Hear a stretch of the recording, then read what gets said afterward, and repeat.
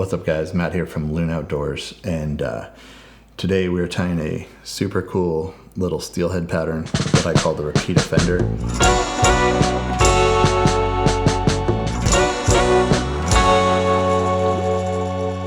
Second in the series of my micro swing flies. It's tied on a little trout shank, tungsten bead, SSW style or stinger style intruder hook. Just really small buggy profile. And sure, probably would grab some trout. Definitely grab steelhead though. Stay tuned, we'll get tying on this guy. Alrighty, so in the vise we have like a 93, 95 shank. You can use any of the shanks out there for tying.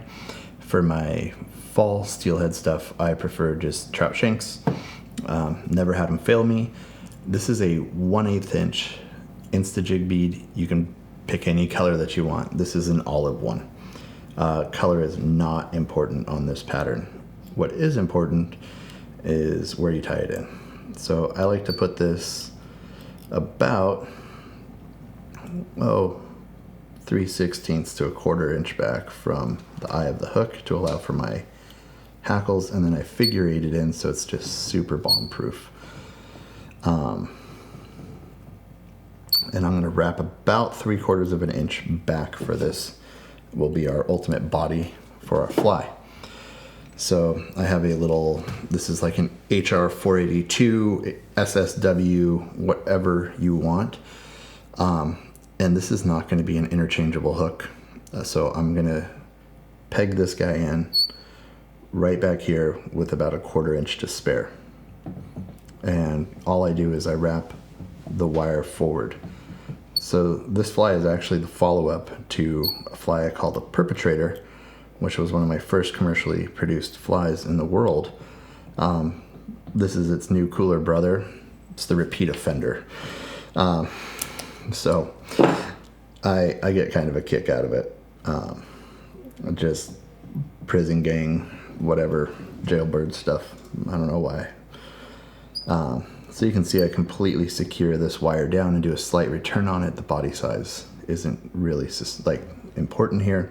It is important that your eye and your hook and your weight are all in line. So the weight is flat to the hook, ready to go. So I like to take a little bit of this ice ripple fiber, and literally I am going to open this up and pull out like 4 strands here. And this just provides a little flash. All I do is triple, quadruple, make it go 8 times over. And I give it a little trim. And this is going to make kind of like a trigger point. It's kind of funny, all these guys are talking about trigger points and all of that stuff, but when you look at like classic steelhead flies, they've had like, you know, green butt skunk and all of this stuff for however many years, and it's really just all a trigger point. Just a bright spot on a darker fly that really sets fish off. So this is this hare's ear ice dub, and this one is called Bloody Black, and it's kind of this cool leechy, reminds me of a leech color, but has a little bit of flash, a little bit of red. Looks a little bit brown at the end of the day. And the fish on the anadromous waterways seem to appreciate it.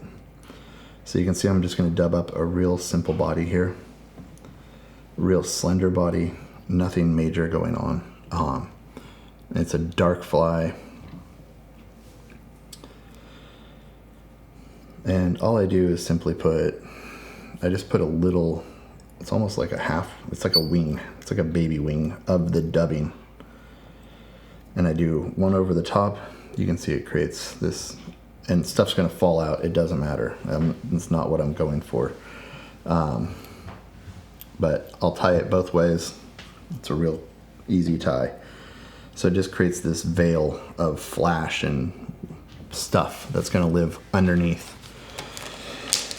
So here's where I get weird. I'm gonna grab a CDC Feather. This one is from Trout Hunter. Unfortunately, they don't supply this anymore. So you can get it from Hairline. Equally, really great product there. This is just a brown CDC feather. I tie it in tip first, and I give it a few wraps just to create this kind of base for my collar to live off of. And I think maybe I've seen one too many Euro nymphs these days, but I dig it. I dig the way it looks. I use it on a lot of my swing patterns now. It's a completely unorthodox material, but it creates a nice bit of look and feel there. So I'm going to go back into this ice ripple fiber, and I'm just going to kind of pull out of the package until I find some good old straight guys, which are right there. I'll set the rest on my tying mat for tails and stuff like that. So when I find the crinkly sections, I just trim those off. And what I do here is I just trim kind of at random lengths. And I'm really just going for this like 5 or 6 fibers here. So I'm going to do 1, 2, maybe 3 soft wraps, try not to catch all the material in there. And then I just pull into length, and I'll fold these guys back until I feel that I have the right amount of flash, but not too much flash. So about right there, I'm feeling pretty good. And that's about 6 pieces pointing backwards. Discard the rest out of the way. Now, if you're buying pheasant, the only way to buy it is in a full rump patch. And this one is a awesome pheasant rump dyed brown. And what you want to get, and open these up at a shop. Go into a fly shop and buy your feathers. Like, if you order them online, you'll never know what you're going to get. And you could get that much of a patch, and all of those feathers are hyper unusable. So I go out towards the top here, and I just select the best looking feller that I can find. And to prep this for tying in, all that I do is I pull out all of the marabou fluff. That again, set aside. I'm going to grab where the tip is, and I bend the rest of the feather downward. Whoever's going to come with you comes with you. And after that, you just going to cut them off anyways. So I tie this in tip first, nice and secure, creating where the head of our fly will be. And trim. There's a few fuzzies in there, doesn't really matter. At this point I fold over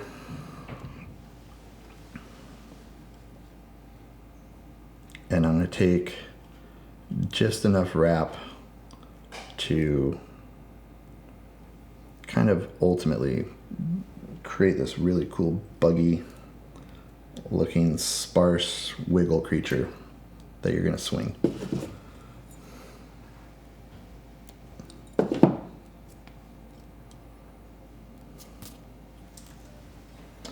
From there, we're just going to finish the fly. There's no other steps to this. It's really simplistic, kind of a huge homage to the old school guys in Northern California, Southern Oregon that were fishing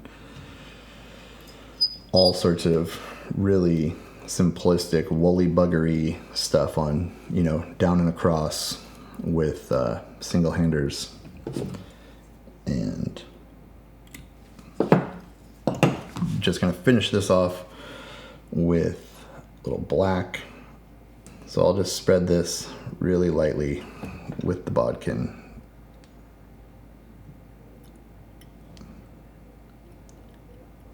Capture some more, spin around. I don't need it to go completely black. I don't care. And you can see that little tungsten weight inside of there is going to help this to get down. It's hidden inside, so it kind of has that ultra classic steelhead fly look, but with an extremely modern twist. Once I'm curing if I've got any in the eye, just simply pop it out. It's a fishing fly. And just make sure you got everything loosened up here. And there you go. Just a real simple, it's almost really a spay style stinger beast. Works really well on a lot of anadromous waterways. Thanks for watching.